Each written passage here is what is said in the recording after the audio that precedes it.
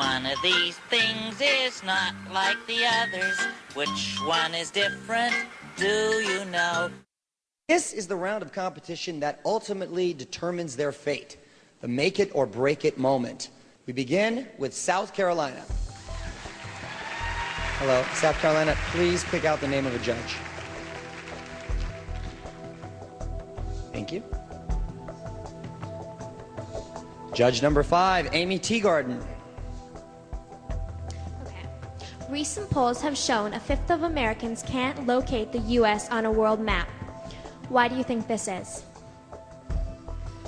I personally believe that U.S. Americans are unable to do so because some people out there in our nation don't have maps, and I believe that our education, like such as in South Africa and the Iraq, everywhere like such as, and I believe that they should, our education over here in the U.S. should help the U.S. or should help South Africa and should help the Iraq and the Asian countries, so we will be able to build up our future.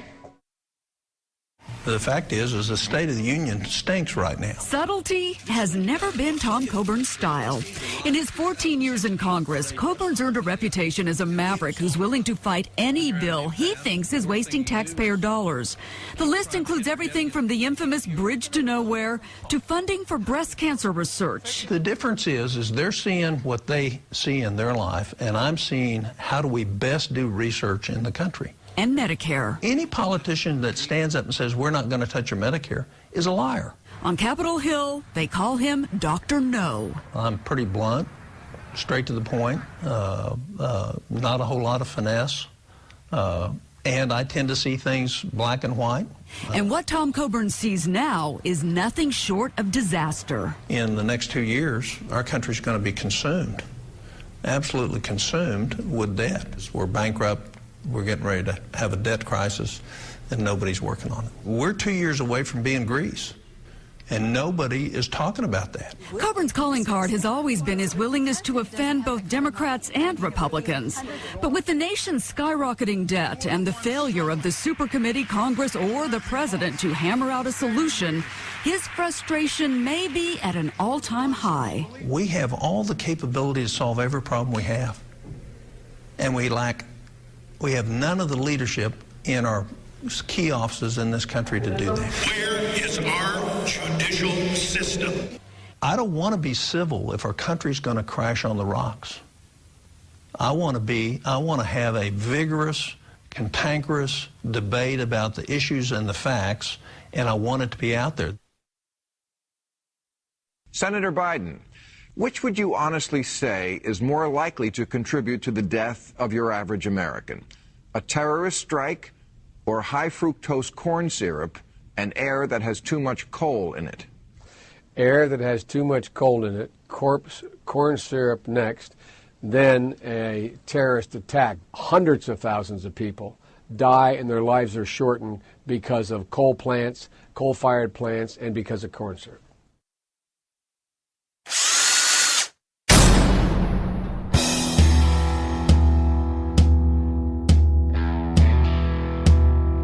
It's time for Fully Threaded Radio.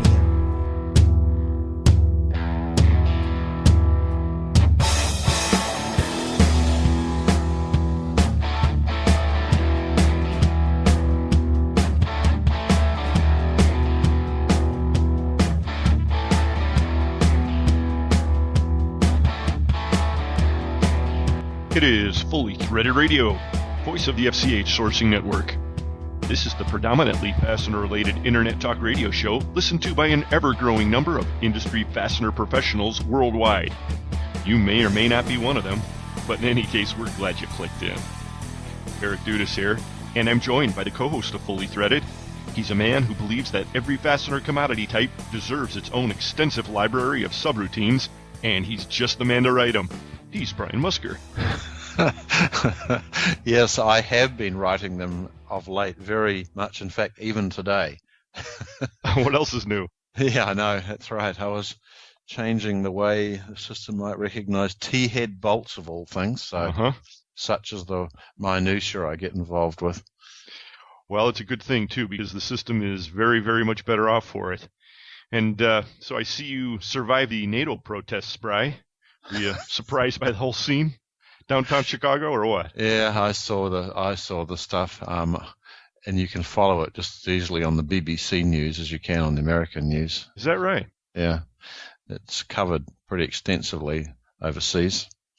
It sort of seems to me that it's a strange thing that they bring in what must be professional protesters. I mean, that sort of doesn't seem to be that doesn't seem right to me.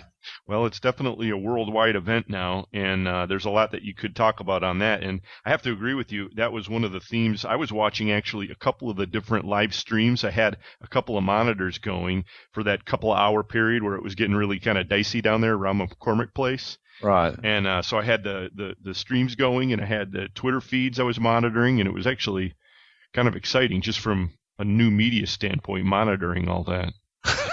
Yeah.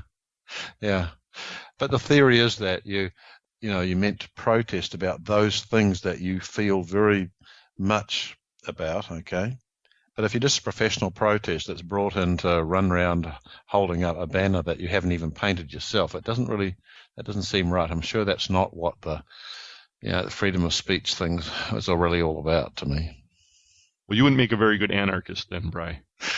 No, I mean, that's right. I was even particularly thinking of those people, how you can run around even remotely dreaming that anarchy is better than whatever state they're living in at the moment. They've got to be seriously missing something. Well, that's a big can of worms and probably too much for the introduction of a Fastener Talk radio show, but I tend to agree with you. It's a little bit of a different animal, that is.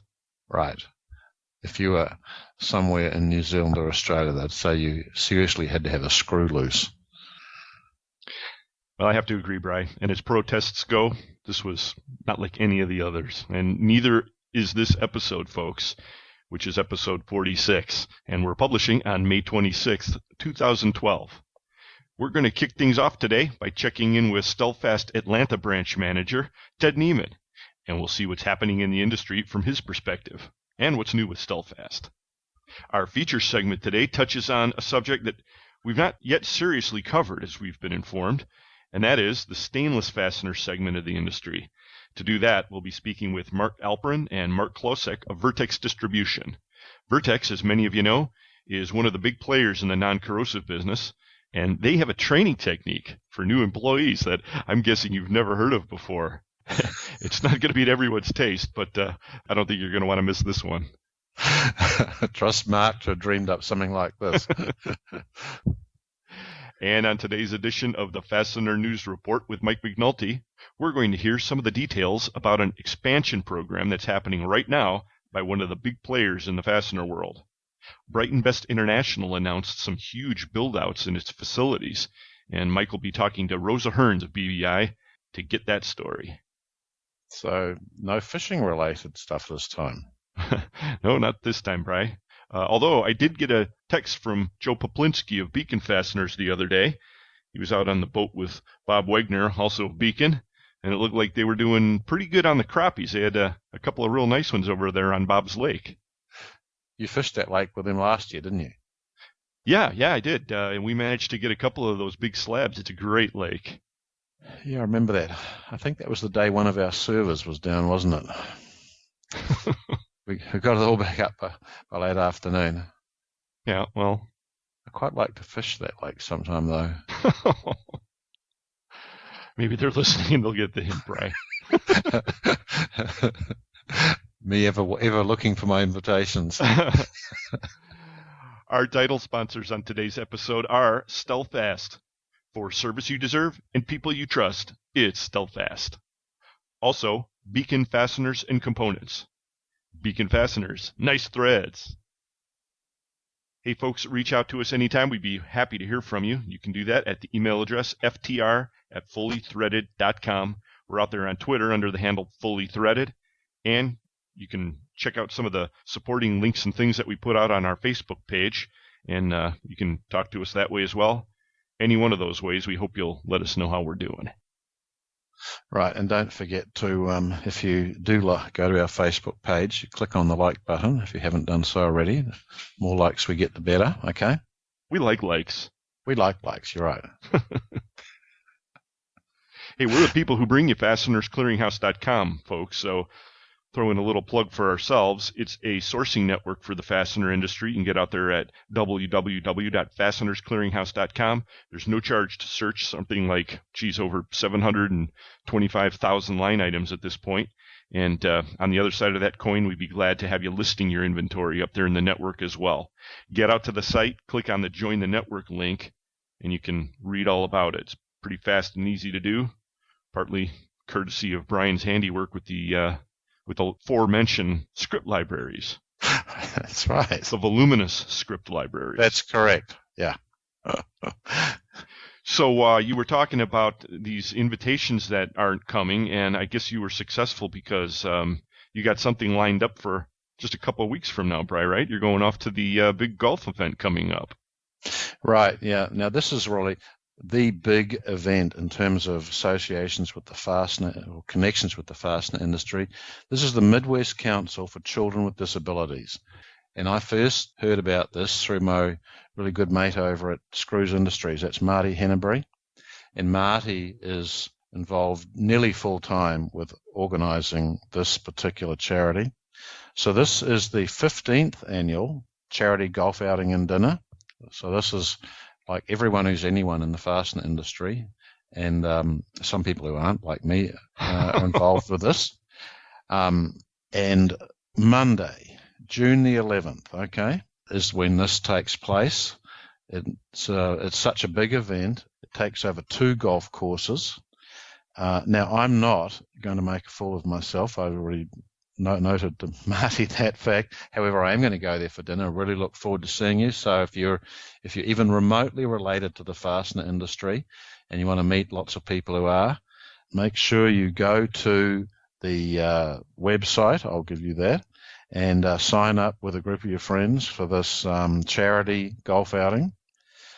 It's the Midwest Council for Children with Disabilities. The website is www.mccdcares.com. You can either sign up just for the dinner, or you can sign up with for the golf, or you can sponsor a hole. So it's a very, very big affair, okay? It's probably one of the biggest of the charity things in the Midwest, I believe. This will be a great opportunity for you to wear those crazy pants, Bri. Oh, I don't wear crazy pants. It's not. However, that's a very, very, very good charity, and the management of Screws Industries are very committed to this charity, and so you should be involved with it too, okay? Good advice, folks. So I'll see you there on Monday, June 11th. I'll be waiting around looking for some people I know. I think some are turning up. And I'll probably be working in seclusion in a dark room somewhere, all by myself, Bri. And it's about time, okay? Works that way. Of course, we've got another golf event coming up, and we've been promoting this one pretty widely, but I have a new piece of information about it. That is, of course, the MWFA golf outing. That's happening in connection with the Fastener Expo on June 25th, and then the golf outing on June 26th, happening in Addison, Illinois. I was at the MWFA dinner meeting last week in Rockford, and Association President Matt DeLauder was telling me that the Glow Golf that they're doing in connection with the Fastener Bash and the whole expo, it's not like any Glow Golf that I've seen before, certainly not that like the version they had at SIFA earlier this year. This is actually 4 holes of standard golf, but played in the dark. So, entirely different animal. Oh, God. Okay. I mean, it sounds sort of, anonymity is good in some things. Yeah, especially golf in the dark after the Fastener Bash. And anonymity is probably going to come in very handy. I would think so. I just wonder if they're going to be issuing helmets along I was with thinking that exact same thing, actually. A clock in the head with a glowing golf ball. Yeah, that wouldn't be too good. That's why I don't play golf. Oh, you're full of excuses on that. I know. All right. Well, that dinner meeting was really outstanding up in Rockford, and it was preceded by a tour of field fasteners. The Dairy brothers, Jim and Bill, were gracious as always, and they put on a good spread and showed everybody their newly expanded facility. And then Bill Dairy was the speaker at the meeting, and he had a very informative presentation on VMI. I learned a lot, and it was pretty well attended, and another great job by the MWFA. Yeah, we went to the first time they opened out their new premises, and they were a very, very gracious host to us and everyone else who was there. It was an event that was very well attended. Right, the grand opening, it was right before the holidays. Yeah. So we were talking about the MWFA Fastener seminars recently on the show, and there's another headline in the Fastener Education Department that you shouldn't miss, folks. And this comes to us via the Pac West through Twitter. I saw this one fly by yesterday. It says, thinking of sending someone to Fastener Training Week, Cleveland, July 23rd through the 27th. Register by June 1st and save $500 per person. That's not bad. Yeah, it's a pretty good deal. Yeah, it is. So you got to jump on this, folks. There's also a link, and that's to fastenertraininginstitute.com. So you save money and you learn something. I mean, how can you fail at that? Exactly. Now, this Fastener Training Week in Cleveland is an intensive version of the acclaimed FTI Certified Fastener Specialist Advanced Technical Training Program. So instead of 7 days, you can mash the whole thing into 5 days. And they don't say anything about the after parties or anything, but I'm sure it's pretty good. Right. Along with making sure you do all your homework, okay? It's a compressed course. See all the wondrous things that fly around on Twitter, Bri? I don't know why people don't use it more. You don't really have a comeback for that, though. No, I don't. I'm sorry. You're never out there. Here's another one. Case in point. Saw this one fly by through Bozzy Fasteners. Your mate Daniel.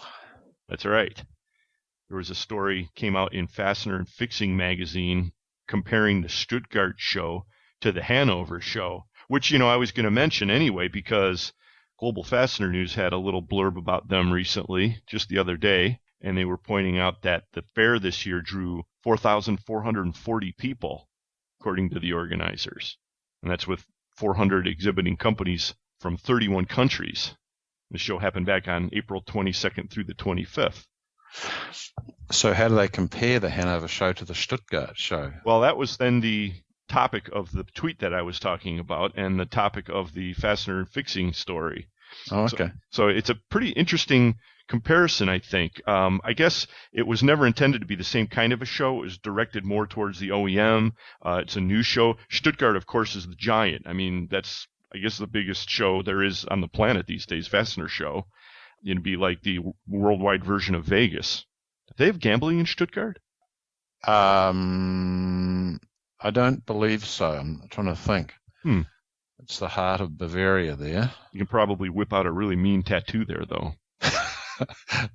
It's not what they're known for. This is the heart of the Weiss and beer country, okay? See, I knew there had to be some good connections there. Oh, yes. You wouldn't have trouble finding a pretty good beer anywhere near that. Well, if you're going to be really efficient for some invitations to places, Brian, maybe that should be one of them, too, because I'd love to get to that show one of these years. So would I. And just a short train trip back up to Cologne to see all my friends up there. Uh-huh. Yeah, you spent a lot of time up there. I did, yeah. And I loved it. Well, that story's definitely worth a peek, and I drew some comparisons between the different shows that have tried to pop up around here. I mean, take like the All-American show versus the Vegas show, and they were in this article making some interesting comparisons. And, they were kind of explaining how it worked for some companies and not for others. And it just reminded me about what you hear people talking about after some of the shows around here. So good stuff, something interesting to look at. Right. Advanced Components was out there. They went all the way over to Hanover. And if you look at the fastenerblog.net, Traveling Salesman had a guest blogger. They just put this up, actually, right before we started recording. And Dave Audia of Advanced Components was reminiscing about his experience over there. It's worth a gander. He's got a few amusing anecdotes in association with the show. So Traveling Salesman was also talking about the state of the industry on his blog, and that was the post before this latest one by Dave Audia. And this was a post entitled Future of the Fastener Industry. And, we've been talking to a lot of people, as we always do, about what's going on. And I got to say, it's a mixed bag out there, and I think that's really kind of the point of Traveling Salesman. He was doing a lot of comparing to the new FDI, and we're grateful to him for spreading the word about that. But we really have been seeing a little bit of softening, haven't we? Yeah. I mean, it's interesting, and people who listen to Fully Threaded will know that in the past I've said that when we measure the activity in the drill downs on Fasteners Clearinghouse, what we're really measuring, as it turns out, is the activity in the manufacturing sector, and the parallels are very, very close. Over the probably 4 years that we've measured month by month the total activity in drill downs, it very, very closely measures the activity in the manufacturing index. So it's been with a lot of interest that I've watched our own FDI, the Fastener Distributor Index, because I just believe that activity in the fastener industry very, very closely follows the manufacturing index, okay? It is an interesting barometer to watch, and although it is a mixed bag, I talked to a company today in the southeast, and they're having a great year. And I talked to another company in the northeast, and they're just really, really having a hard time. They're wondering if the phone's ever going to ring again. So I guess this is just more of the same of what we've been hearing, but it certainly isn't gangbusters across the board, and that's just what we're seeing. Right, and it also doesn't seem to be, which I had thought, and at times we've seen that it's quite regional, okay, because we could see that the members we had in certain areas were sort of seeing a bit of activity and others were ready to slip their wrists. It doesn't seem to be that way. It doesn't seem to be regional. It seems to be very spotty or hit and miss. So I guess in a way that's sort of good, isn't it? Because it's not indicative of a trend. It's just something's going on. No one's quite sure what it is. I think you hit the nail on the head. Nobody will really come out and say what's going on because they don't know. Right, that's true. So the only thing they're sure of is they don't know. Right. And some people think it's great, and others, just wish it would all stop and go back to how it used to be. Well, that's certainly one perspective on the industry, isn't it? Right. Well, for another perspective on what's happening in the fastener market, we're joined now by Stelfast Atlanta branch manager, the man with the golden fastener voice, Mr. Ted Nieman. Hi, Ted. Hey, guys. How you doing? We're doing good, mate. Hey, last time we heard your golden voice on the show, it was back on episode 26, and we were having a little fun with you as we were comparing your voice to that of Ted Williams, the momentarily famous, now former homeless guy with the he was the great YouTube sensation, if you'll remember. Oh, right. Well, yeah, I was in the Branson show when Lynn caught up and, and discussed and asked him to have a couple comments, and it was kind of fun. And we ran with it. I'm not homeless, though. I'm very well employed by Stelfast. Good. Thank God for that. Hopefully after this interview, I'll still be employed. So. Now, he's out now talking about his 1-year anniversary of sobriety, and so he's probably got all of us beat. Yep. Well, we were set to talk with you this morning, and when I saw that, I just thought the gods of fasteners are smiling on us. Hey, we were just talking about business activity in the fastener world over the last few weeks, and of course we've heard a lot of reports of softening in the market, and we don't want to be bad news bears, but that's just what we're hearing. How does that kind of square up with what you're seeing down there in the Atlanta area? Well, what we're seeing is, going into this year, we were looking in, I call it guarded optimism, as far as, you still have the back of your mind of what's going on, but, you hear the doom and gloom if you watch the 6 o'clock news every night, and, that kind of scares, and, almost sometimes you wish people would just turn the TV off and just take care of business and everything will be all right. But overall, we're still, we lost a major competitor last year, and we're still going against those figures right now, and it's been about a year now for that. So things are shaking out, and Stelfast is growing, and we're still in a growth spurt. So, business is up. So can't complain, but there's always something to, look forward to. Now, do you think that is up specifically because you're in, like, the Atlanta area, that area's sort of been a little bit better than some of the other parts of the states? Yeah, we've suffered, the commercial construction has picked up, the last, 4 or 5 months, and, the residential construction is just stagnated right now, and, that's affecting a lot of our customer base. But overall, it has slowed down. There's, it's almost like 2 steps forward, 1 backwards. So, hard to get a lot of momentum going, but, we're looking forward to the challenge. Is there any other area of strength that you can point to in your region? It's hard to say. It's overall. There's some of the big bolts are moving better. Some of the screws are hit and miss. It's a very competitive nature out there from all levels of distribution. So that's the biggest challenge right now. A lot of quoting going along. You see a lot of people quoting the same thing, and quotes going around where before people would be just quoting to buy, and put stuff in stock, and now people are afraid to put the inventory in until they sell it, because they want to invoice it the minute they get it from us. Right. Yeah, right. You were talking about growth, and I was over at the website at stealthfast.com, and I see that you've added a bunch of new lines, and you've expanded some others over there at Stealthfast. What's making the biggest splash down there in the Atlanta area?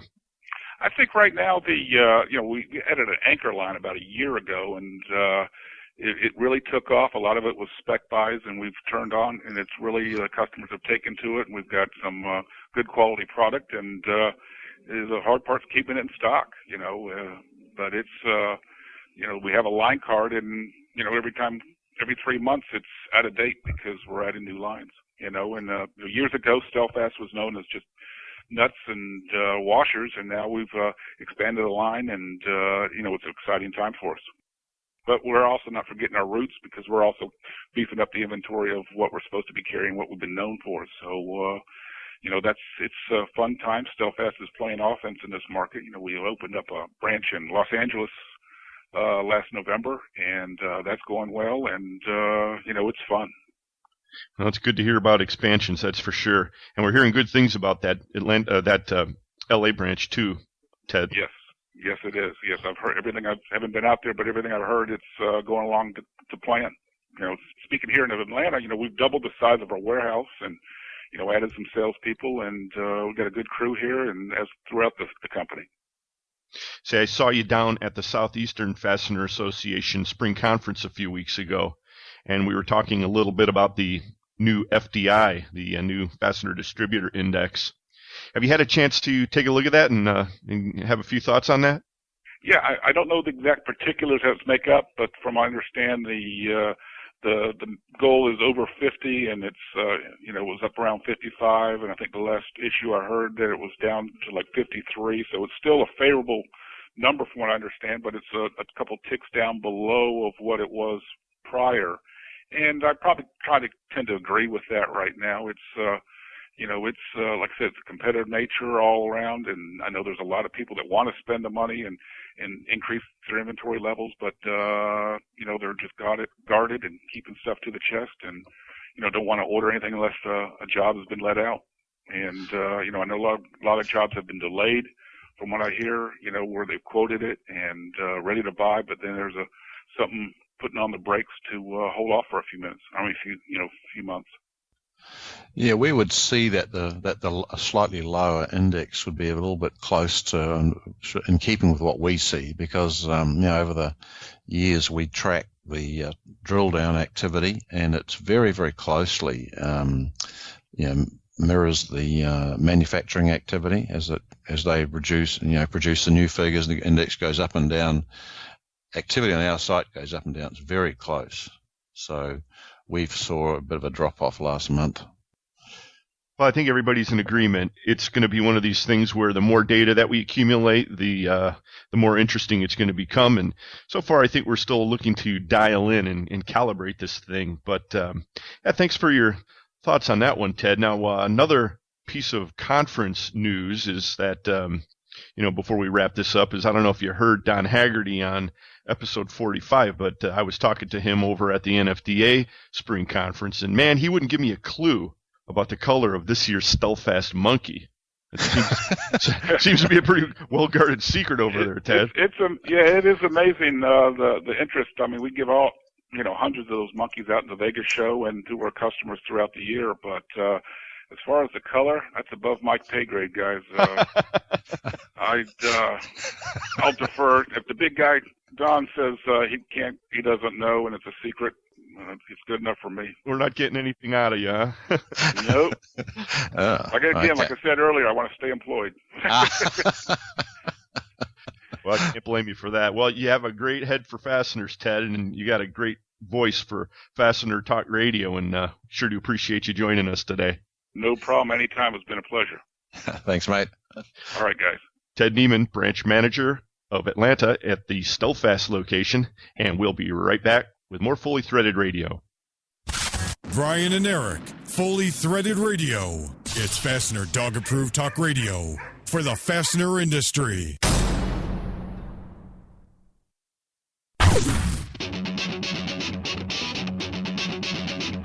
When top quality and outstanding service are at the top of your list in fastener suppliers, turn to Stelfast. Since 1976, Stelfast has grown to become an industry-leading importer and manufacturer of the highest quality industrial fasteners, specialty items, and automotive parts. Our array of facilities across North America and in Asia, along with full quality control labs and ISO 9001-2008 certifications, ensure the highest quality parts, and at Stelfast, they're delivered with undisputed service excellence. We're family-run and dedicated to your success. Our customers have come to depend on the expertise of our staff and the quality of our products.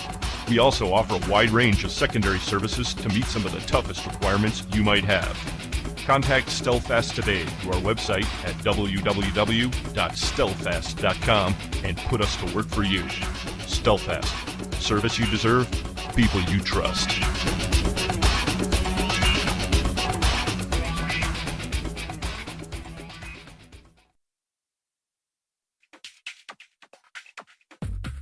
Ladies and gentlemen, the 2012 Beacon Fasteners have arrived to redefine the notion of superior engineering. See one and behold the ultimate synthesis of form and function, style and substance. Hear one as the head turns with inexorable force. Touch one and feel the fire-forged steel standing in stark contrast to the sleek and graceful lines of the body. But to drive one, to drive a 2012 Beacon Fastener is to experience a harmony of power and performance that surpasses all expectations. At any speed, at any torque, each 2012 Beacon Fastener model offers a level of handling unparalleled in its class. A feat made possible by the knowledge acquired through rigorous and systematic test driving, conducted at our own industry-renowned proving grounds, nestled in the heartland of America. And with the 2012 model year, we proudly introduce the newest high-performance addition to our lineup, the Machine Screw Series. Call toll-free at 800-669-2658 for your own private consultation with a Beacon representative and learn a whole new definition of performance. The 2012 Beacon Fasteners have arrived. Drive one today.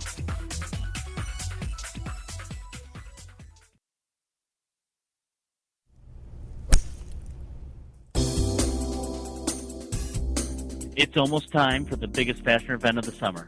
This is Matt DeLauder of SWD Incorporated, current president of the Midwest Fastener Association, inviting you to this year's MWFA Fastener Expo. The show takes place on June 25th at Medina Banquets in Addison, Illinois, just a short drive from O'Hare Airport, right in the heart of the fastener industry. This will be a tabletop show and the largest regional event of its kind this year. For the show, we will have a brief 2-hour workshop, Safeguards Against Ordering Wrong Parts and Minimizing Risks. There will also be a seminar in the afternoon, Sharpen Your Leadership Skills, sponsored by Wi-Fi. After the expo, you'll want to stay around for the annual Fastener Bash for some of the best networking opportunities this year. Also this year, we've added a new event that should be a real blast, 4 holes of glow-in-the-dark golf. I don't think you'll want to miss this. Come and be part of this unique opportunity and play golf at night with some of your best fastener buddies.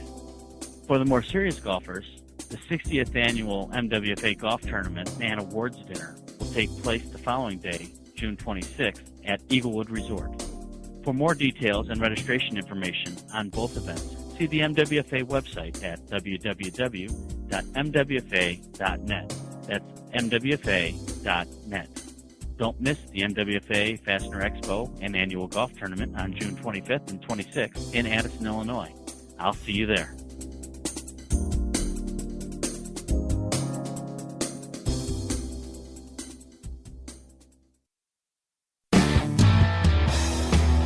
Hi, this is Aaron Shushan with Specialty Sales.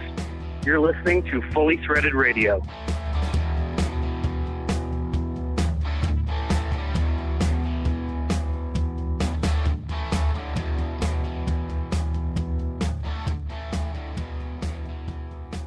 You know, I meant to mention, and I was thinking about this as we were talking about the Hanover and Stuttgart shows, the MWFA Fastener Expo is becoming the go-to event of the summer, Bri. I mean, this thing is getting huge. And why would it not be? Think of the city it's in.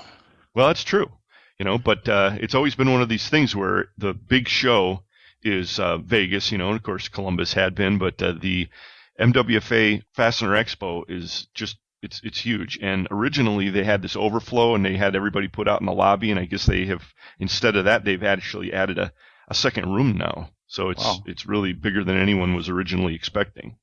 Good. Yep. And we should probably throw the website out for that too, folks. You should get out there if you're within reach of the Midwest or the Chicago area. The details are available at the site www.mwfa.net. And there's another mandatory event coming up as well if you're within distance of the Cleveland area. And that's the North Coast Fastener Association Distributor Social. That's coming up on June 7th, Brian. I'm heading out there. And that's been a big hit in the past. I think this is the third annual event. And on the website, they make it very clear. This is not a fastener show, folks. Okay, why would they do that? Well, I don't know. Maybe they're worried people are going to be disappointed when there's no Stealthfast monkeys. I don't know. Okay. But what you will find there is a room full of good people. There's distributors and suppliers. And as I said, this has been pretty well attended in the past couple of years. So this year they've added a panel discussion, and I will be moderating. I'm very much looking forward to this. It's going to be populated with a good group of domestic manufacturers. Charlie Kerr will be included, as I understand. And the whole board over there at the NCFA has been working real hard to make this thing a hit. So what panel are you moderating then? Well, it's this panel of domestic manufacturers, and I guess the topics are still under consideration, but it's going to be a slice. George Hunt and Kelly Hommel and Marty Nolan over there, they're all getting it ready. Oh, okay. Yeah. So that, again, is on June 7th, and that's at the Crown Plaza Hotel in Independence, Ohio. And you can get information on that at the website www.ncfaonline.com. Okay. The hit parade continues, Bri. It's like a world tour this year. I know. It sounds like there's not enough time to actually do any work. And just before we get to Mike McNulty's Fastener News Report, there was a release that was put out by the Worth Company recently, and I wanted to make note of this. We said there would be no fishing discussion on the show, but this one involves a great fisherman, and that's Mark Strandquist, CEO of Doka Fasteners. Mark has been on the show a couple of times, and we'd like to congratulate him. The release that came out from Worth says that he's been promoted as a deputy to the executive board of the Worth Group. Wow, okay. Well, that's pretty good, I would think. I would think, too. He goes on to say that he's only the second American to be selected in that company's 67-year history. Oh, good. Well, hats off to you, Mark. So next time you'll be able to discuss something other than fishing with him. We always have a wide variety of topics to choose from, but I know it's walleyes and northern pike and muskies. Well, this move can't be bad for his chances of getting that big muskie this year. That's what I got to say. Right. Well, let's take a moment to thank our sponsors once again. The title sponsors on today's episode of Fully Threaded Radio are Stealthfast. For service you deserve and people you trust, it's Stealthfast. Also, Beacon Fasteners and Components. Beacon Fasteners, nice threads. Hey, the Fastener News Report today is brought to us by Volt Industrial Plastics and Fastener Technology International Magazine. So thanks to all our sponsors. Yeah, thanks everyone. And thank all of you for listening. Here's Mike McNulty. Thanks, Brian and Eric, and greetings to all the Fully Threaded Radio listeners out there. This is Mike McNulty from Fastener Technology International Magazine, bringing you the Fastener News Report, which is sponsored by Volt Industrial Plastics, makers of the world's finest plastic fasteners. Facebook and several of its closest friends collected millions and billions of dollars last week, and some other social media companies with little or no revenue also raked in piles of cash. So you might be wondering why I continue to focus on fasteners. because another bubble may be getting ready to burst, and we all know that even though they may be common and boring, nuts, bolts, screws, and washers aren't overvalued or endangered. In today's top story, we're going to talk about a quadruple warehouse expansion project at Brighton Best International. In addition, we have some newsmaker headlines from South Africa, the Jersey Shore, Chandler Products, Precision Cast Parts, and McLean Fogg, as well as a back page story on innovation. We will get to all of that and the Brighton Best story right after this. Volt Industrial Plastics is the source for all your high-quality plastic fastener needs, and customer service is their #1 priority. With almost 1 million fasteners in stock and same-day shipping on stock items, Volt Industrial Plastics carries inventory so you don't have to. Volt manufactures everything in-house from over 125 different materials, and they're proud to say 100% of their products are American-made. And of course, custom tooling and in-house bagging is available. Contact Volt online at www.voltplastics.com. Volt Industrial Plastics, makers of the world's finest plastic fasteners.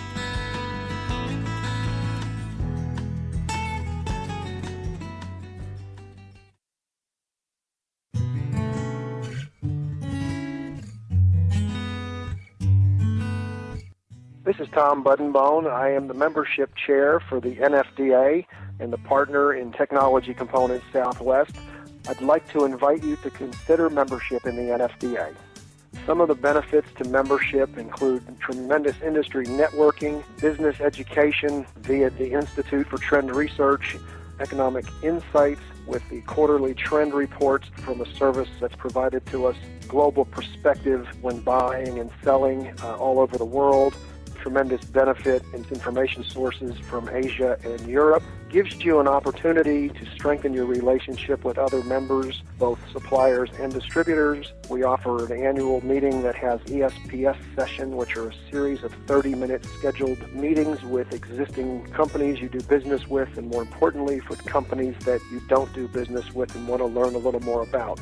Our goal is to gain new members, both distributors and associates or manufacturers and large importers, and we also want to invite back those that have dropped out of NFDA in the past due to some of the economic issues of the past couple of years. It's a great association with great members. Please take a peek at www.nfda-fastener.org, or you can call the office for NFDA at area code 312-673-4900. Thank you again, Tom Buddenbone with Technology Components and the NFDA.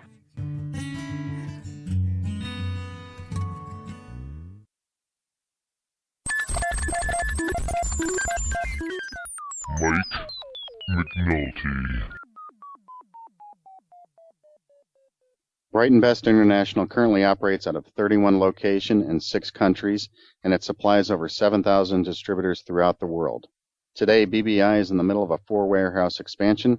In particular, Brighton Best Dallas has expanded into a 180,000 square foot facility. Chicago will be expanding into a 250,000 square foot warehouse. Los Angeles has added 80,000 square feet to reach a grand total of 180,000 square feet. And Brighton Best Toronto will be expanding into an 80,000 square foot building this summer. Brighton Best is definitely on the move. Industry veterans may be familiar with the company's history, which dates back several decades to its roots as Best Socket Screw in New York City and Brighton Sock and Screw Manufacturing in Cincinnati, as well as the 2008 purchase of Brighton Best Socket Screw Manufacturing by a group of investors from Taiwan. To get the details on this ambitious expansion plan, we talked to Rosa Hearn, Brighton Best Regional Sales Manager based in sunny California. Hi, Rosa. Thank you for joining us on the Fastener News Report. Oh, thank you, Mike, for having me. You contacted me last week with this expansion news, and it's clear to me that this is one of the more ambitious projects that the fastener industry has seen in the last 5 years. What can you tell us about it? Well, this is an exciting time for Brighton Best. BBI keeps growing with our expansion of new products and programs that we had to grow our warehouses just to keep up. Our domestic hot-dip galvanized structural bolts just hit our warehouses nationwide, and we're expanding our line of package fasteners to include low-carbon products, our new anchor line, as well as tap bolts, lock nuts, and so much more. Soon you will see a second expansion to include our new screw product line sold in bulk and package quantities. not to mention our growing stainless steel lines and construction products such as tapping screws and machine screws. I think you'll have to keep visiting our website to get updated information on new products arriving monthly. Okay, do you have any other plans for more expansions in the USA or elsewhere? Well, we're looking at maybe the West Coast in the future. Internationally, we're going to have another warehouse. However, we're debating if it should be in the UK or in the continent. Okay, the West Coast location that you're looking at, is that more for Los Angeles, or would that be a new facility? It would be a new facility. We're still doing research and development on that, so who knows, coming soon. Very good. And what about, you mentioned some products and things that you're doing. Any new product lines or services that you're going to bring online with these expansions or with any other activities this year? Well, we've been very successful with our ready mill nut program that we are now adding threaded rod and structural bolts to be launched by the end of July. It's just a simpler way to go direct. It's one of those things where we take care of customs so our distributors can take care of their customers. This is a door-to-door service and no additional cost or legwork, and your order is delivered in 6 to 8 weeks. You can also make sure quality matters. You are buying material made by our existing suppliers at a discounted price, and material certifications are available for all products online at our website. Now, you mentioned customs. Do you anticipate any customs changing in 2012? I know we keep hearing reports of different anti-dumping measures here and there.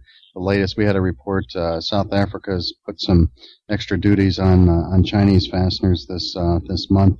Do you see anything changing in the customs marketplace for the United States?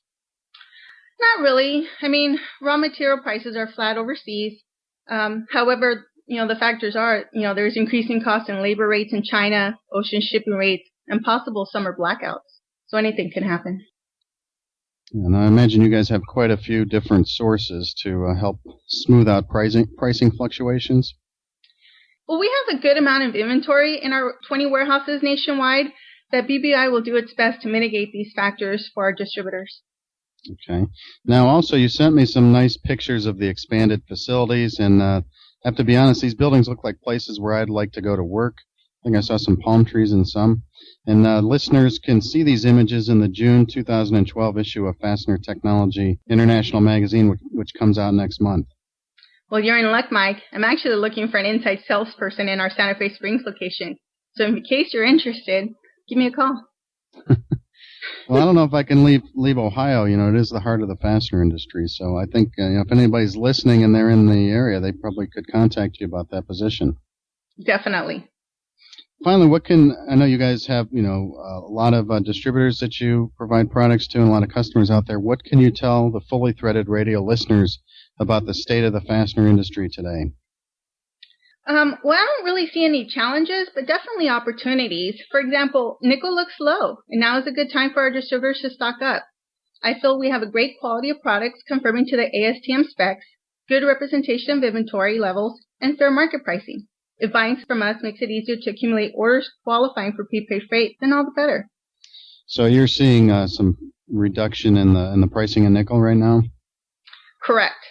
What about market segments? Are you noticing any segments that are doing better than others? I've read recently that aerospace is going to be strong for the foreseeable future, and automotive has definitely improved over the last couple of years. Well, BBI pretty much concentrates on the commercial and construction side. Overall, general market seems strong. A lot of distributors that we speak to say 2012 is one of their strongest years ever. So far, so good. So far, so good. All right. Well, good. It's good to talk to you on the program, and I'm glad to see this expansion news. Anytime that more fasteners are getting it out in the market, I think that's a good thing for all of us who are focused on the fastener industry. So, Rosa, I'd like to thank you for joining us on the Fastener News Report. Oh, well, thanks again for having me, Mike. That was Rosa Hearn of Brighton Best International. Next up, today's top fastener newsmaker headlines. Imports of screws from China have been slapped with a new 104.5% anti-dumping duty after an investigation by the International Trade Administration Commission of South Africa. This action is an extension of existing South African anti-dumping measures against Chinese nut and bolt makers. The South African Fasteners Manufacturers Association, which represents 80% of the country's fastener production, asked for the investigation that led to this decision. Manasquan premium fasteners are being used for the renovation of All Saints Episcopal Church in Bayhead, New Jersey on the Jersey Shore. The seaside location dictates the use of stainless steel fasteners, and a picture of the church can be found in the June 2012 issue of Fastener Technology International coming out next month. Chandler Products, part of the Elgin Fastener Group, has named John Bennett as its new operations manager. The Cleveland, Ohio-based company makes fasteners and components for diesel engines and transmissions, as well as for military and electrical applications. Precision Cast Parts set 2 records in its 2012 fourth quarter, sales of $1.95 billion and an earnings per share of $2.31. Fastener sales for PCC were up 42% over the same quarterly time period in 2011. And our top newsmaker headline is that McLean Fogg Component Solutions has acquired Sky Manufacturing based in Commerce, California. The new entity is called McLean Sky LLC and will be fully integrated into the Fastener Components Group of McLean Fogg. Sky is an aerospace bolt maker that specializes in supplying NASM male fasteners up to 1.25 inches in diameter that are made from high-performance aerospace materials. Finally, let's turn to the back page to talk about the future of innovations in the United States. In the wake of the Facebook initial public offering of stock, many people are talking about intangible innovations as a wave of the future. Not so fast, says Rich Karlgaard, the publisher of Forbes magazine. In a recent column, Karlgaard made 2 compelling statements.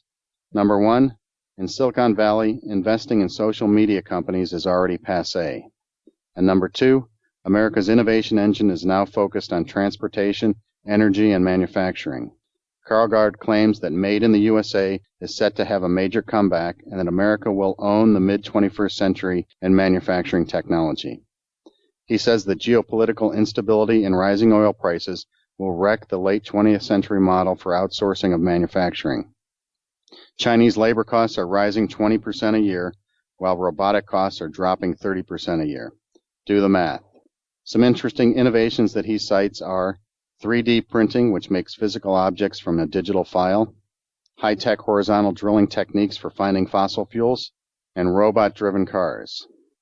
This article and these comments are not an attack or a dismissal of social media, just an observation on social media's long-term value and the tangible innovations that are taking place under the radar. Finally, Karlgaard poses 2 reflective questions. Number 1, would you rather own a car, an iPad, or a Facebook membership? Number 2, if America could have only one of the following, Facebook, Twitter, or horizontal drilling, which would be the smarter choice? For me, the answers are simple.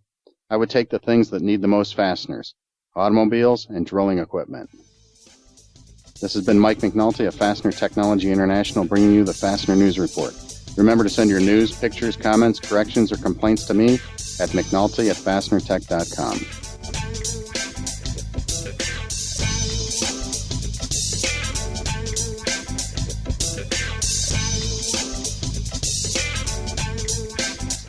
Up next, it's a truly tasteless stainless trick by the Vertex Boys. It's fully threaded, everybody. Thanks for listening.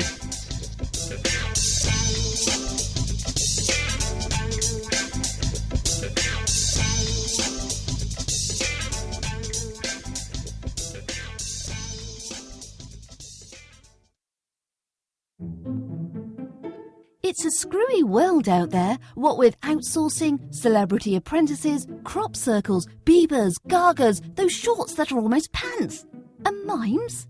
But when you think about it, saying the world is screwy is just unfair to screws, which ironically are what hold the whole world together.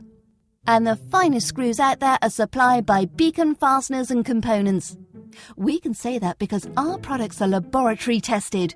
Twice. Beacon Fasteners and Components also has the largest inventory in the industry, including thread forming, thread cutting, high-low tapping, SEMS, sheet metal, and our new machine screws. And they're all available RoHS compliant. Give Beacon a call today and one of our knowledgeable sales staff will guide you through the ordering process.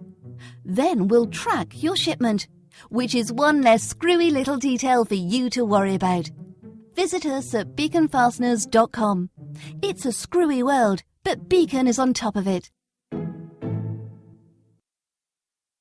For a selection of hundreds of thousands of fasteners, check out your local Fastenal store or Fastenal.com. We can stock domestic or internationally sourced product locally and keep your bin stock filled for you at no additional expense. We are a 9001-2008 certified company that's made a huge investment in quality control so you don't have to. And if you can't find it on our shelf, we can make it for you at the quantity you need at one of our many manufacturing facilities. Learn more by contacting your local Fastenal store or visiting Fastenal.com today.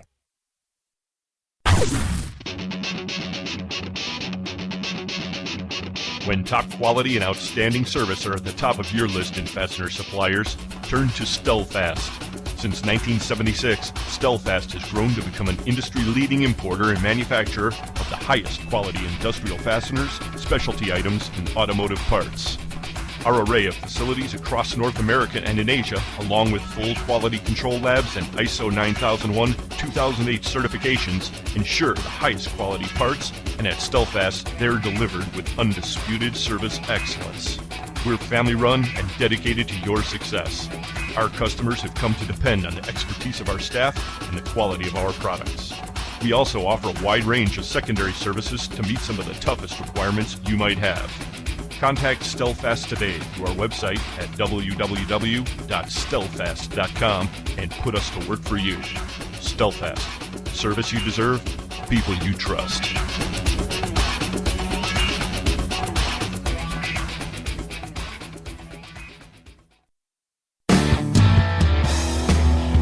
Hi, this is Allison with North State Fastener, and you're listening to Fully Threaded Radio.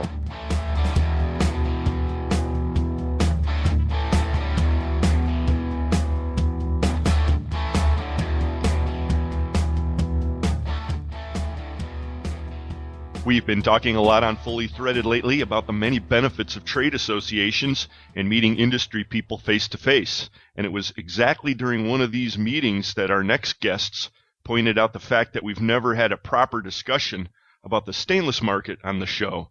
So here to rectify that from Vertex Distribution are Mark Alperin and Mark Klosek, and they're joining us from their headquarters in Attleboro, Massachusetts. Gentlemen, welcome. Hi, Brian and Eric. Hello, Brian and Eric. Gentlemen, you're sounding well. Yep. Yes. So, stainless steel, it's really not like the others, is it? Why is that? Well, unlike most of the other products, Eric, stainless creates an oxidation layer around it, the bearing surface of the product. So as opposed to plating material, where that plating can chip, you can bang away on stainless steel and it will continue to not rust and corrode like most of the other metals. And what's your first reaction when you hear the term bimetallic corrosion? Yeah. Okay, so clearly it's a rather slow initial reaction. Hold it, let me Google it. Right. Well, we're talking corrosion resistance, though, and that's why people look at stainless as a great product and a great material to make fasteners out of. What part of the fastener world is related to stainless, or what percentage of the market is stainless currently, guys? Probably we kind of look at it as being about 10% of what a normal distributor sells. And again, that has a lot to do on what industries they specialize in. There's some people out there now that really go after the marine business, and that's going to be more than that 10%, or some people go after the food processing. But I think overall, when you look throughout the country, 10% is probably a pretty good number for their stainless sales, as opposed to their alloy business. So that's a sort of a similar percentage to the difference, the percentage of metric fasteners as opposed to ordinary US imperial fasteners. They say that's about 11%, something like that. Yes, and I think the metric is growing more in the United States, and we talked about that at the recent Southwestern Fastener Association panel. And stainless continues to grow because many customers look at stainless steel and realize that, yes, it does cost a little more than your normal product, but you don't have to change it out as often when you're doing turnarounds like in refineries to put new products in, so they can keep the stainless in that. And think about going to spend $100,000 on a boat and seeing it bleed down the side where you get some iron particles. You really don't want to see that on your boat when you're out on a nice Sunday afternoon on the bay. Or any time, really, let's face it. Well, that's true. Right, yes.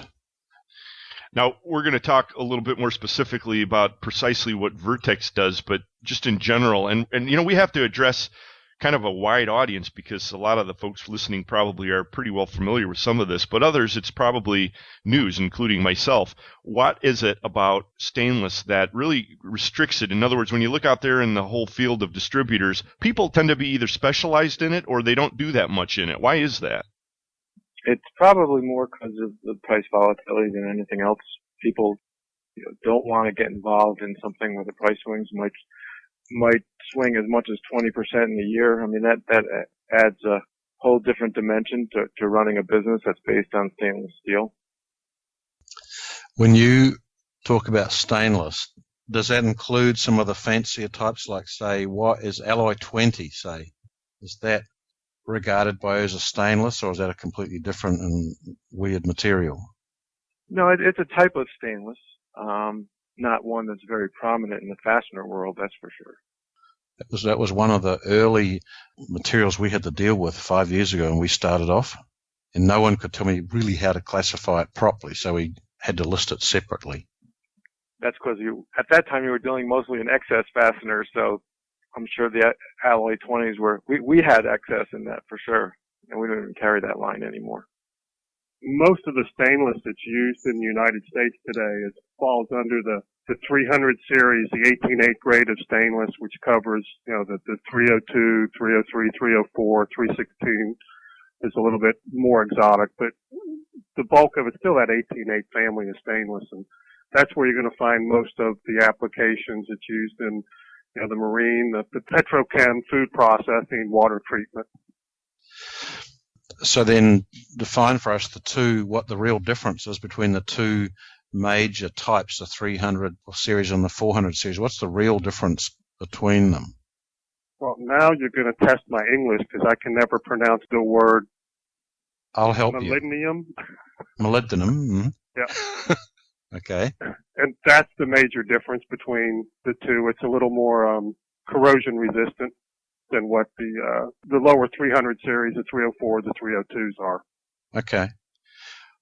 In a general, what would be the most common of so 300 is really the more common one that you would sell. What's the most common grade of that? You mentioned 302 and 304. What would someone use them differently in? Oh, the 316 would be used in really the highly corrosive environment, so a chemical processing plant would certainly want to use the 316. Uh-huh. It's much more expensive than the 304 right now, on the order of 40 to 50% depending on the product. So again, while overall fastener costs in a big project aren't a high percentage of the project, when you get to comparing 316 and 304, you really only want to use 316 where it's absolutely necessary. So, chemical environment, in a lot of cases, a very highly salt water environment. So the very best marine or boating vessels have 316 on them. But again, it gets into a cost. In the marine area, what is the benefits of using the 316, say, and I don't know the answer to this, over Monel, say? Well, when you get into the Monel, which is really the alloy 400, all right. Monel is is a trademark name, but the alloy 400 material, nickel copper alloy 400, is really only used on right now military applications. It's so expensive, I can't even think anymore of anyone who's using it on just a pleasure vessel at all. It's just too expensive to put on there. And also replacement parts are very difficult to find.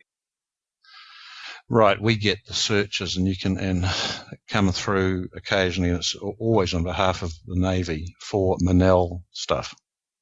What can you tell us about the current pricing environment for the more common grades, though, the 302, 304, 316? What's that looking like these days, guys?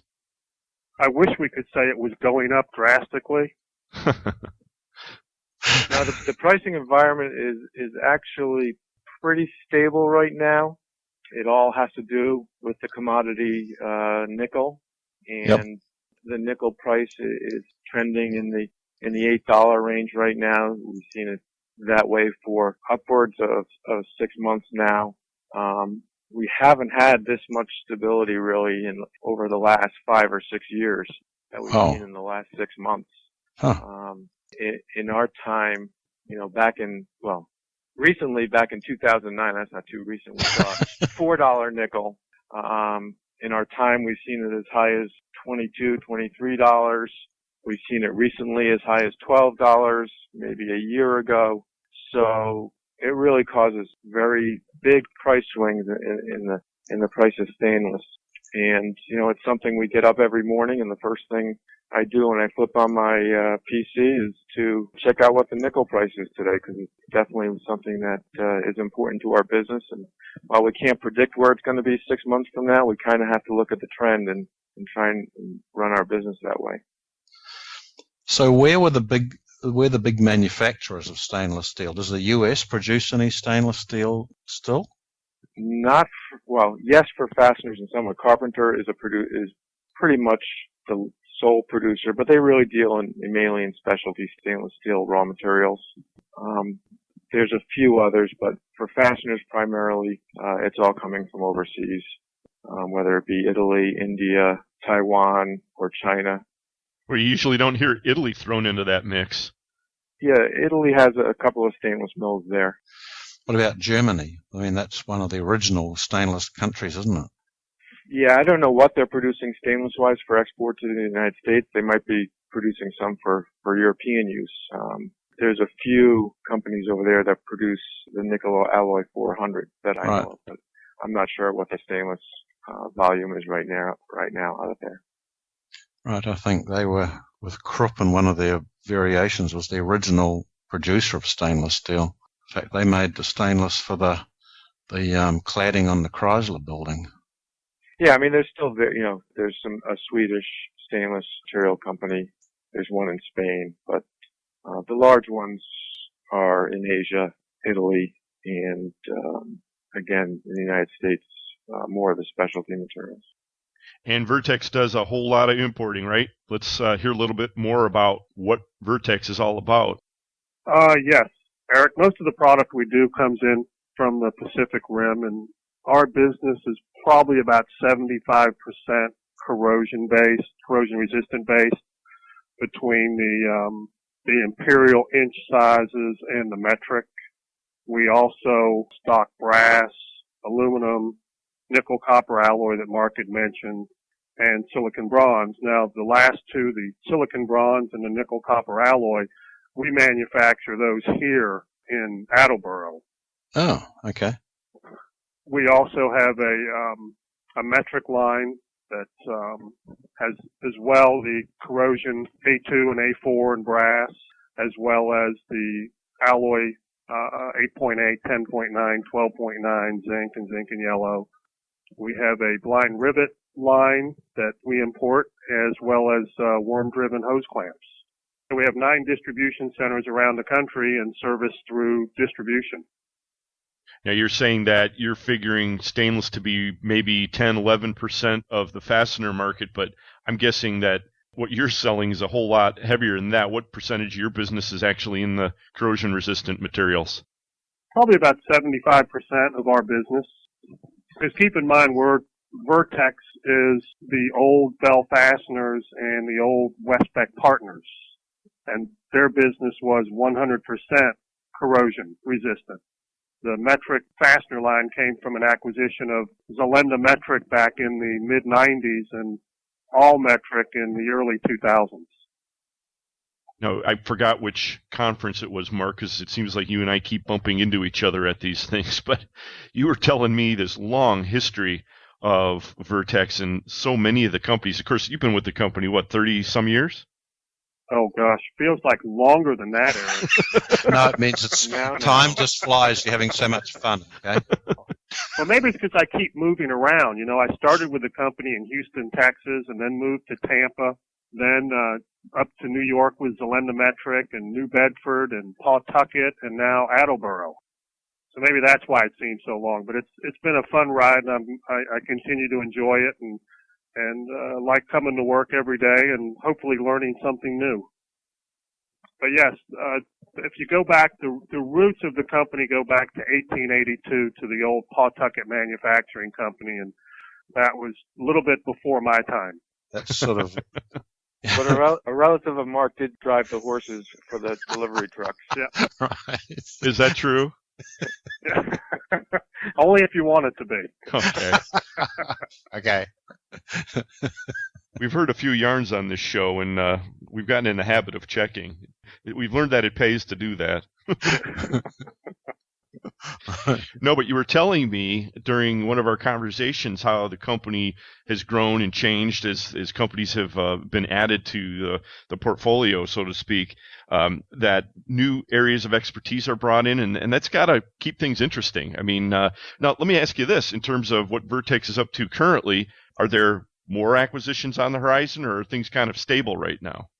No, I think it's important to keep doing acquisitions. We want to either add to our product lines or add customers by making acquisitions. We have our nothing on the table right now, but we got our lines in the water, and hopefully someone will bite and be willing and wanting to have a discussion about it, because I think it's an important way to grow in this country where manufacturing is not growing very fast, and the industrial side of the United States is not growing very fast. So if you want to have a real substantial growing business, you got to do acquisitions, and we're very experienced at them, and we've done some very big ones, and they've worked out very well, and it's an exciting thing to do with your business, and so I'm certainly interested in making more acquisitions at this point. We're ready.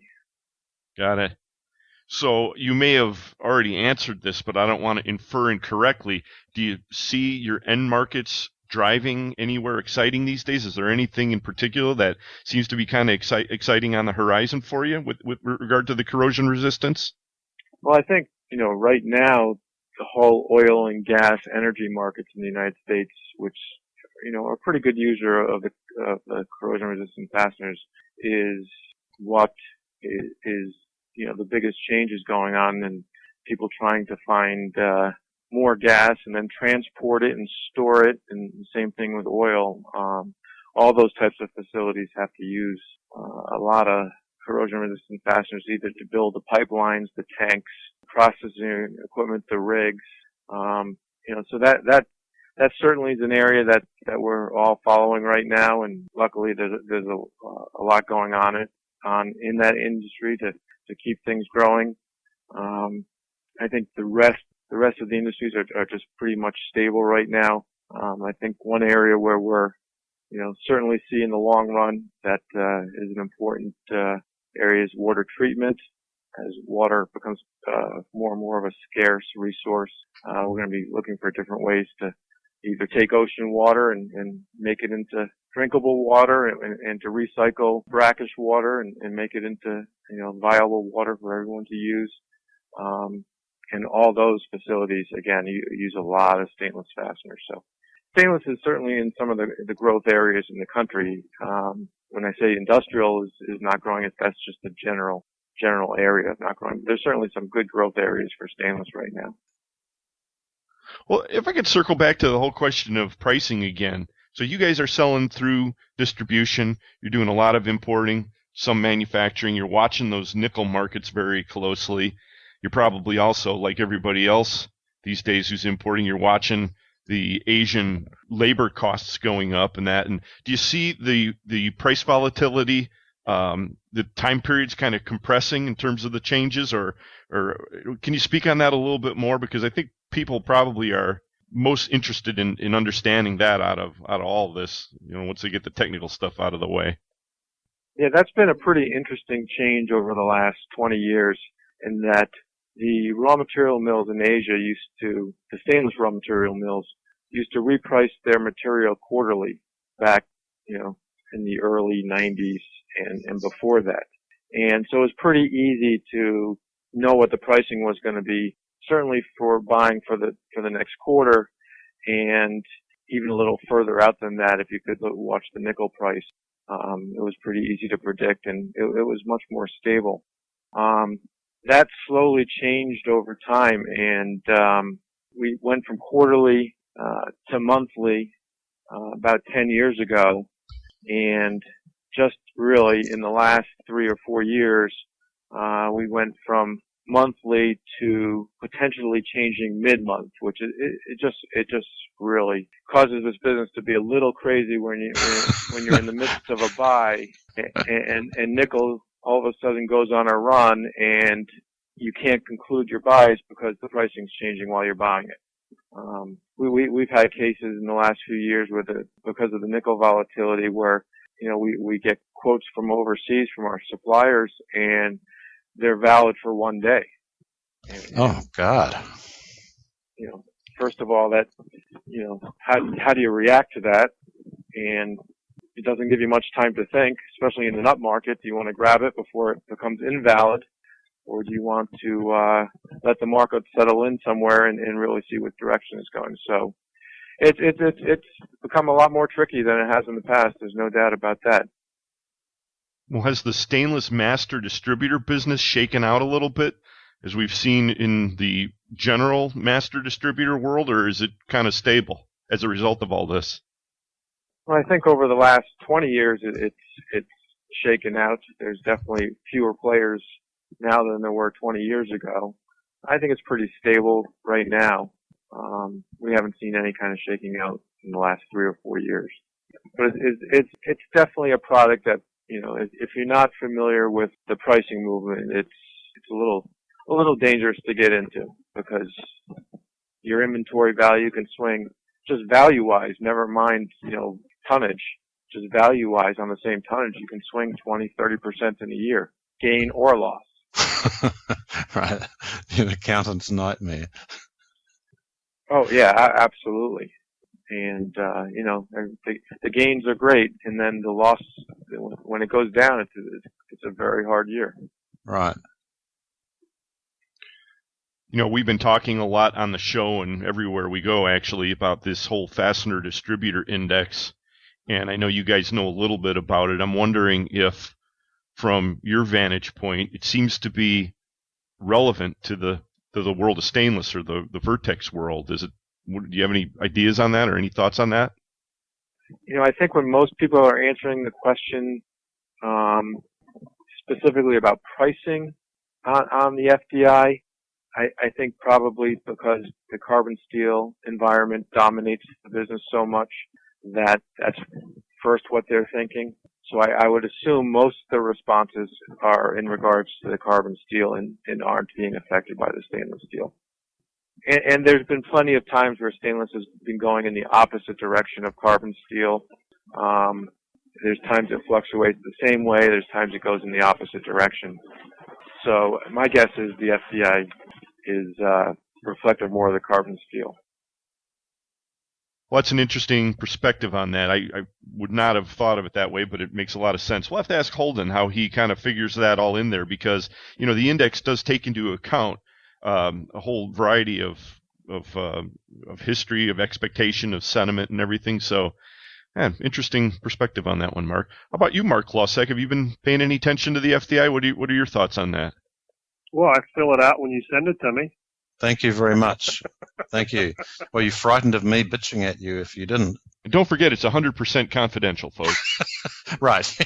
Right. Yeah, no, you're right. Well, it's 99% now.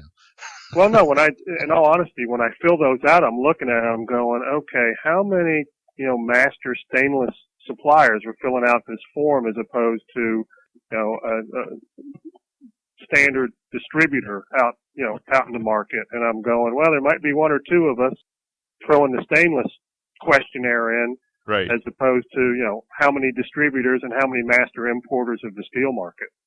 Right, but that's I was going to say, it's still a correct sort of a type of proportion, isn't it? I mean, if everyone who was a stainless distributor filled it in, then it would be weighted the wrong way, wouldn't it? Correct. So maybe I should fill out like 4 or 5 of them. You're doing just fine as you are, thanks, okay? Well, you're a very sharp guy, Mark, and you know this industry real well, but I think, like you were saying, that the weighting is probably pretty appropriate. But you have a way that we haven't talked about yet of kind of identifying all of this different grades of stainless that are really going to demonstrate your acumen in this whole thing. Isn't that something that you got kind of under the hood over there? Well, we've been for years training our new employees on two ways to tell the difference between stainless steel, and the main one is we'll get some flat washers out from the warehouse and get some 316 and 304 flat washers, and they use the taste test to see if they can tell the difference between the two. So, tell us how that works, how effective that is. Honestly, right now it's running 50-50. What, you mean employees who refuse to do that test as opposed to... Okay, I better throw that in. That'd be 25, 25, and 25. Some of them look at me like I'm crazy, and other ones go, okay, I'll give it a try. Yeah, this one tastes a little different. Oh, you could have a lot of fun with that. Well, and the other one we use for the guys in the warehouses, when we spill stainless on the floor, we give them a magnet to go pick it up. Right. And obviously, that doesn't work real well unless it's a 400 series. Right.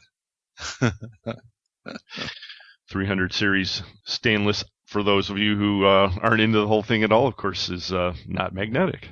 Correct. Well, you guys just have too much fun over there at Vertex, and maybe that's one of the reasons that you keep forging ahead with such gusto. I don't know. Well, we've been very fortunate. We have some very good, loyal customers out there, and we appreciate everything they do for us, and we look at it as a partnership going down the road with our customers that we hope they need us as much as we feel they need us. We need them. So it is a partnership, and every day it's another challenge, but as I had mentioned earlier, it's a fun challenge. Well, we've had a great time over the years working with you guys. You were early supporters of FCH and what we've been doing, and we sure do appreciate that. And, as we wind this down, let me point out that folks can always get more information about Vertex Distribution. Connect with Mark Alperin or Mark Klosek through the website, and that is at www.vertexdistribution.com. Indeed. You read every one of your emails, Mark? I read every email, and I respond to every email. God, you're good. Yeah, that's how I get my emergency updates from Mark, is I know I can just send an email through and I'll get an answer back in the middle of a scrub session. That's correct. And I'll also, in the future, Brian, start taking pictures of Eric at these shows to make sure he's under control. Yeah, this is the downside of all this technology, folks. Right. Constant tracking. Well, Mark Alperin and Mark Klosek of Vertex Distribution, I learned a whole lot about stainless today and a little bit more about Vertex Distribution, and I sure do appreciate you joining us here on Fully Threaded. So thanks, Eric. Thanks, Brian. Look forward to seeing you guys at a show or a meeting sometime soon, and Right. appreciate what you guys do for technology-wise and bringing it to the fastener industry. Yep, and I want to say thank you for having me on DIN 975 radio. Threaded Rod Radio. I'm sorry, Fully Threaded. That, and thank both you guys again for everything you do for the industry. Anytime, guys. Okay, thanks again.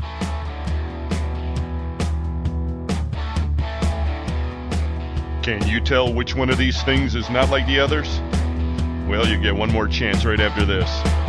It's Fully Threaded.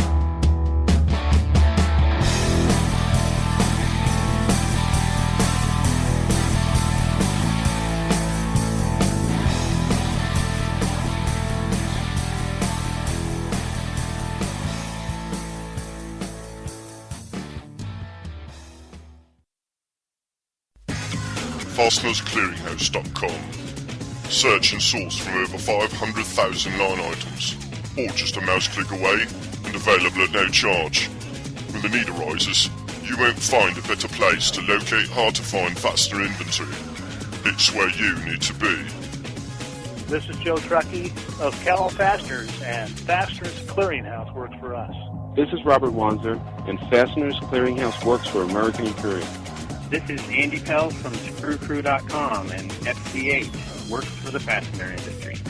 Join the sourcing network now and show your inventory to a whole new market. Turn slow movers into cash. List up to 10,000 line items. Show them to distributors only or to the world.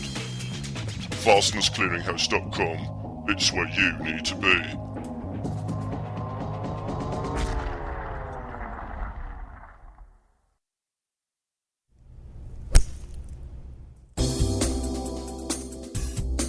It's almost time for the biggest fastener event of the summer. This is Matt DeLauder of SWD Incorporated, current president of the Midwest Fastener Association, inviting you to this year's MWFA Fastener Expo. The show takes place on June 25th at Medina Banquets in Addison, Illinois, just a short drive from O'Hare Airport, right in the heart of the fastener industry. This will be a tabletop show and the largest regional event of its kind this year. For the show, we will have a brief 2-hour workshop, Safeguards Against Ordering Wrong Parts and Minimizing Risks. There will also be a seminar in the afternoon, Sharpen Your Leadership Skills, sponsored by Wi-Fi. After the expo, you'll want to stay around for the annual Fastener Bash for some of the best networking opportunities this year. Also this year, we've added a new event that should be a real blast, 4 holes of glow-in-the-dark golf. I don't think you'll want to miss this. Come and be part of this unique opportunity and play golf at night with some of your best fastener buddies. For the more serious golfers, the 60th annual MWFA Golf Tournament and Awards Dinner will take place the following day, June 26th, at Eaglewood Resort. For more details and registration information on both events, see the MWFA website at www.mwfa.net.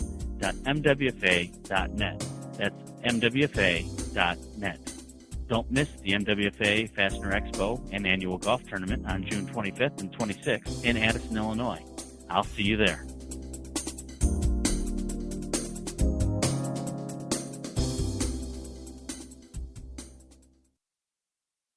Hi, this is Hugh Hewitt for the Injured Marine Semper Fi Fund, www.semperfifund.org. Over the past 7 years, twice a year, the wonderful people who operate the Semper Fi Fund and many amazing Marines who have been the beneficiaries of the charities that have supported the Semper Fi Fund, including many thousands of individual donors, have come into my radio studio to tell their amazing stories of serving their country, of being wounded, and how the Semper Fi Fund has helped them make that transition back to recovery. Unfortunately, Bethesda and Walter Reed are full again. More and more men and women are coming back from the war injured, sometimes awfully so. We need the Semper Fi Fund to be there for these Marines and those soldiers, sailors, and airmen who served alongside of them. Please consider a gift to the Semper Fi Fund. Very low overhead, extraordinary capacity to get money where it needs to get in a hurry, and great management, including some of the senior Marines who've ever served under the flag. When you're looking for something to do that will make an impact, please check out the Semper Fi Fund. That's www.semperfifund.org, www.semperfifund.org.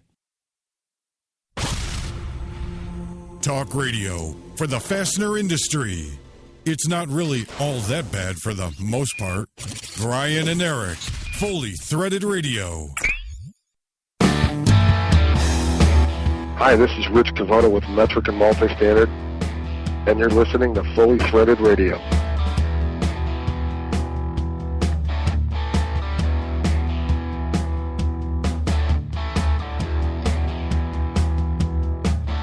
Brian and Eric, your NATO-loving fastener amigos, back with you. And we like coal burning too, don't we, Bri? Some of that too, especially if it's in winter.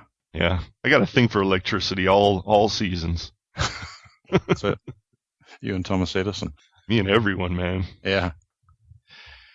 You know, I was thinking back to Mark Klosek's taste test for the stainless. And, right. I mean, if stainless actually did have a flavor, it would wreak havoc on the restaurant industry, you know? That's true, actually. I mean, imagine this. Next time you're out, tell the waiter that, you know, with your steak, you prefer a light 304 stainless fork. See what he says? Right. I don't think he'd know what you're talking about. That's probably true. Although, if you mention it at the next dinner you go to, the next Fastener Associated dinner, hey, maybe the upcoming MCCD golf charity event, you know, just casually mention that and see if you don't get a laugh at the table. Well, I imagine the question that immediately come back would be, what sort of thread would I like on that? Yes, Fastener people have their own way of thinking about things. Right. Speaking of these Fastener dinners, I got to say, in the old days, whenever you'd go to these things, you really never had very high expectations for the dinner fare. But by and large, lately, all the conferences and dinners I've been to lately, the food has been very good. I've been surprised. Yes, it was a long way past the days of some sort of medium warm plate. You couldn't really work out what it was that they had to serve 500 of. Now they can work out how to do 600 steaks. Right. The rubber chickens is what we always call them. You're right, yeah. But I must say, it's been impressive lately. So everybody who's involved in the food at these things, good job. That's right. And keep it up. Yes. And it'd be good if you could get a little 302 on the plates occasionally, too, That wouldn't be a bad idea. Okay. And with that, why don't we thank our guests on today's show? Our featured guests were from Vertex Distribution, and they were Mark Alperin and Mark Klosek. We also talked to Ted Nieman of Stelfast. And, of course, Mike McNulty was talking to Rosa Hearn from Brighton Best. Thanks to all of you today. You made it a great show. The sponsors on today's episode of Fully Threaded were Stelfast, Beacon Fasteners and Components, Volt Industrial Plastics, Fastenal, and Fastener Technology International Magazine. We appreciate your support so much, everybody, and we couldn't do it without you.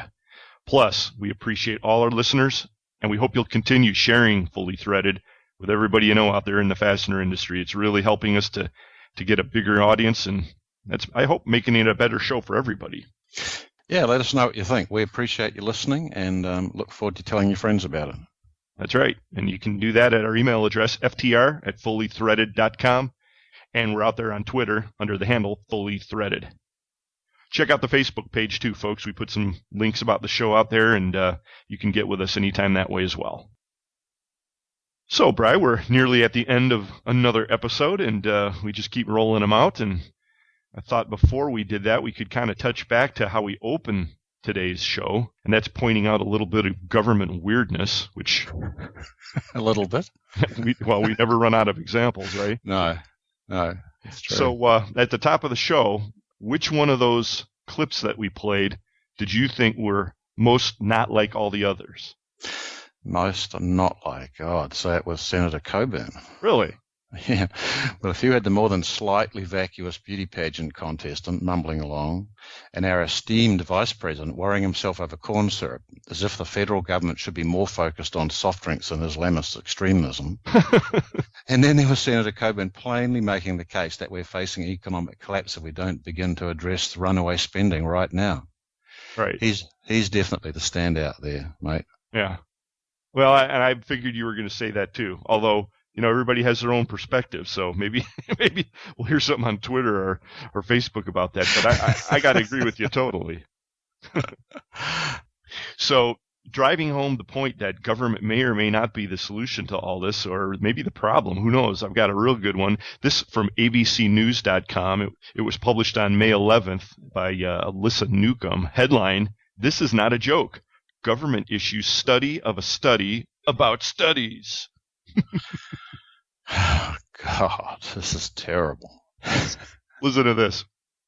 Quote, "The Pentagon was inundated with so many studies in 2010 that it commissioned a study to determine how much it costs to produce all those studies.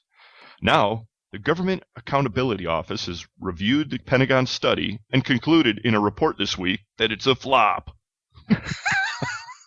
Big surprise, huh? Oh, that's just awful. The study of a study of studies began in 2010 when Defense Secretary Robert Gates complained that his department was, quote, awash in taskings for reports and studies. He wanted to know how much they cost. 2 years later, the Pentagon review is still continuing, which prompted Congress to ask the GAO to look over the Pentagon's shoulder. What they found lacked military precision. Gee, you think that's an understatement? Right. Commissioning a study is just another way of putting something off. And not to mention spending some more cash. Right. Story goes on, the GAO found only 9 studies that had been scrutinized by the Pentagon review, but the military was unable to, quote, readily retrieved documentation for 6 of the reports. Anyway, the thing goes on to discuss some of the screwing around, and it concludes that the cost of the study of the study of the studies was not available for the GAO. Right. Why does that not surprise me? Yeah. And you wonder why we're running up against the debt ceiling way before they planned in November, right? So we're going to go through this whole 3-ring circus again here in just a couple months. God, that's just administration for administrative sake. Well, sometimes it seems like this is just the way it's always been, and it's the way that it will always be, Right. 'Twas ever thus. That's true, actually. Well, the country's in for big trouble unless some drastic changes are made. Oh, I agree. The government needs to change its direction. You know what kind of administration we need right now, mate? What kind? One that's not like all the others. Ha ha ha ha. Yes, thematic genius right there, my friend. And with that, why don't we put episode 46 in the can? Till next time, folks. That's right. For Brian Musker, this is Eric Dudas. Get out there and sell some screws, everybody. And we'll talk to you next time.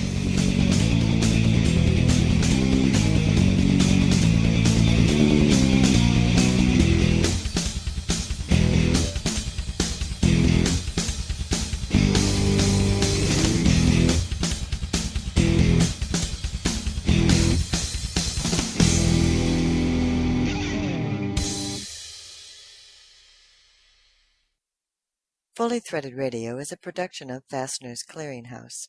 Music provided by Audionautics. Oops.